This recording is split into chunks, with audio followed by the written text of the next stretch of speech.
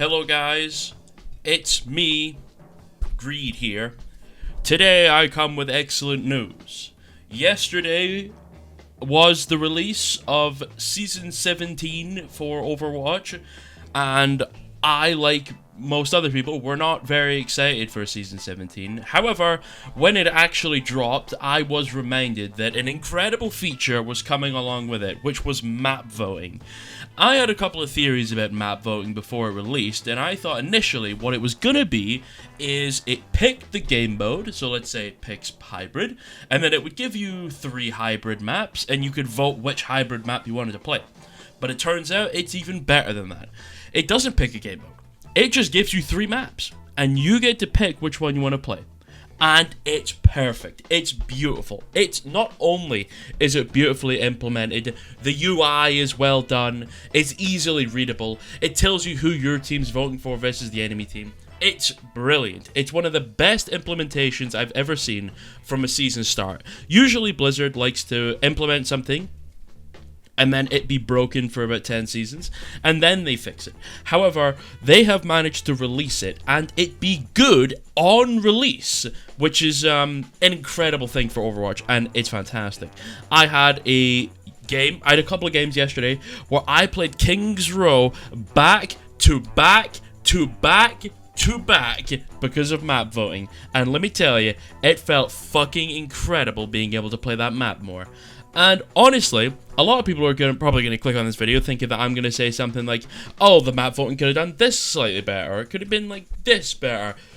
I genuinely do not have a single complaint about the map voting system. I think it's fine how it is.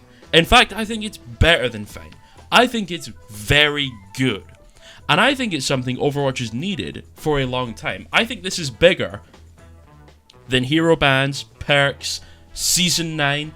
This is better than the introduction of Genji when the game released with him. This is, by far, the best thing Blizzard has ever added to Overwatch. That might sound insane. I genuinely believe that. Because I had a situation the other day where I was staring down King's Row, Ilios, and fucking New Queen Street, right? You know what we did? King's Row. You know what we got next game? Havana, Circuit Royale, King's Row. Guess what we fucking played? King's Row, baby. Then, guess what I saw?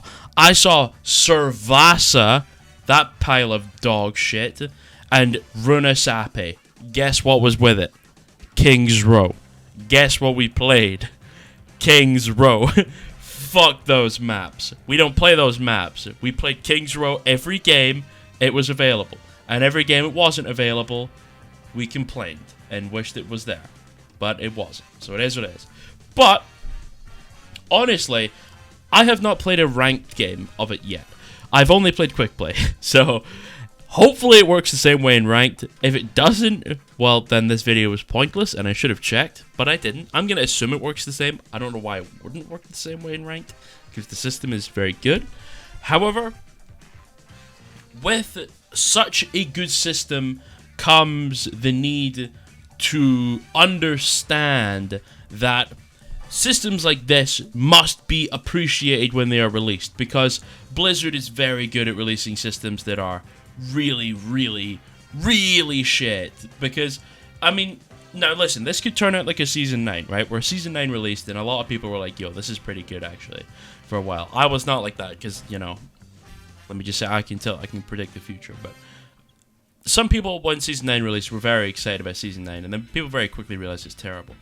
I think the only way they could fuck the map voting up, at least a little bit, is if they started manipulating the map voting so the map choices within it were not random, and started making it so less popular maps were put into the rotation more often, right?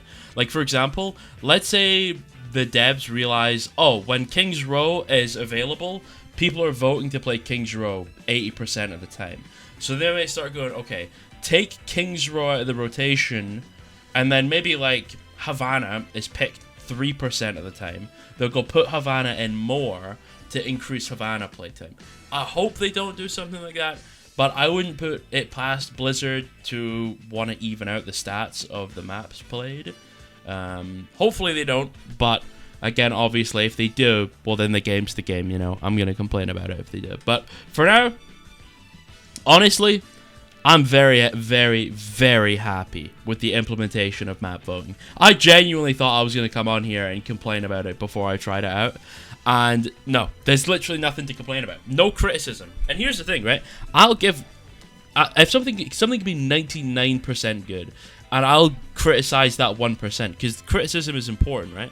But I think it's also important to say when the devs did a good job. And the devs have done a very good job. There is literally not a single thing about it that I don't enjoy. So I'm a certified map lover, or map voter lover. About the reworks, the map reworks, I played New Junk City and I played Servasa. I did not notice the reworks at all. I don't know if they're live. I think they might be. Hopefully they are. I noticed absolutely no difference between the maps when I played them. I don't know what they reworked, so I don't know. If they reworked the points, like where the areas you cap, then I genuinely, whatever they changed is not noticeable. If they changed anywhere else, then I probably didn't notice regardless, because I never spend any time outside of the point, because why would you ever do that? It's Flashpoint. You should be on the point. You want to win the game. But I just don't like Flashpoint in general, so to be honest, every game that I played Flashpoint, I mentally checked out, and I was really not really interested in exploring the map to check out the reworks, because Flashpoint sucks ass, and everyone knows Flashpoint sucks ass. So I don't know what the reworks are. Maybe I'll go in a custom game and run around and see what they are. But honestly, I don't actually really care. Anyway, I think tomorrow, maybe, I don't know when. Either way, I've got some videos planned. I've got 4 videos right now that I'm currently working on. I have an Ashe video where I go over why she's one of the most disgustingly broken characters in the game. I have a Kiriko video where I go over why she's one of the most disgustingly broken characters in the game. I have a very, very long video that requires a very big script that I'm writing. Don't get excited for that one coming out anytime soon. It's taken me about like 20,000 characters just to talk about the passives. And I'm talking about everything. I'm talking about the heroes, the game modes, everything. I'm talking about everything in that video. As long as I don't change my idea. So that'll take a very long time for me to finish. Don't expect that literally anytime soon at all. But I am looking forward to that one. That will be my magnum opus, hopefully, where I just break down literally everything wrong with the game. My next video is, or at least the 4th video, is about the report system. Someone asked me to make a video about the report system again and how it's terrible. I've made a video about the report system before, but I said I would make a video about the report system, so I guess I'm making a video about the report system. Those are the plans, anyway. If they don't turn out to be true, comment that I'm cheesy or stinky, and then there you go then. But it is what it is. I think the premise of the Ashe video will be maybe scripted. I've definitely got bullet points for what I want to talk about, which is how I usually make a video. But I think for the Ashe video, I probably will end up scripting it because there's a lot I want to talk about with Ashe. It's mostly about Ashe's ability to... How do I explain it? Ashe's ability to have... or get herself into situations where she should be punished and she's not able to be punished because of how strong her cooldowns are, right? I obviously have a problem with Ashe's gun damage, but I have a bigger problem with Ashe's cooldowns than I have with her gun damage, because her gun damage would be fine if she was diveable, but she's not a solo diveable, which is a big problem with Ashe. Anyway, I shouldn't talk more because that's going to be part of the video, and there'd be no point making that video if I did it right now. Anyway, that was my opinions on the map voting system and some videos that I've got coming up. Hopefully you guys like those ones. I hope you all have a good day. Go play some ranked. Tell your family you love them. And praise the Lord. Goodbye. Have a good one. Goodbye. Goodbye. Bye-bye. Bye-bye. Goodbye. Goodbye. Goodbye. Goodbye.